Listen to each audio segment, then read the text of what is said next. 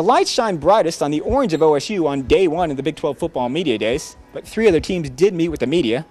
In his second year, Bo Pelini's Nebraska Cornhuskers are picked to win the North. Meanwhile, in Mike Sherman's second year, the Texas A&M Aggies are picked dead last in the South. Finally, at Iowa State, Paul Rhodes takes over a program that lost not only its head coach, but its final 10 games last season. All that in a segment we call The Best of the Rest. We were not a very mentally tough football team early on, and early in the year, and really when we first came together, and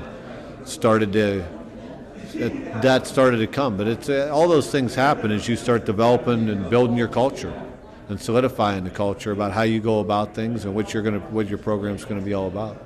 I think the biggest thing right now is that the seniors left us with is the accountability aspect, and not being accountable for not only yourself but for each other, and not having to have coaches come down and let them be on vacation and not have to worry about anything. No off-field incidents and stuff like that. We're all being responsible and understand that, this is a year-round sport. It might not look like it, but it is.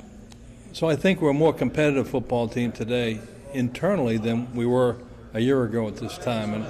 And if you don't compete on a regular basis, I think it's hard to all of a sudden flip that switch on Saturday, in this case.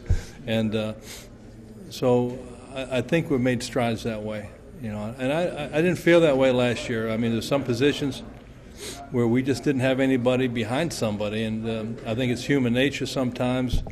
If no one's breathing down your neck, to kind of maybe not take it to another level. And in this conference, in this division, you better take it to another level on a daily basis. Hard work, and I know that's very simple.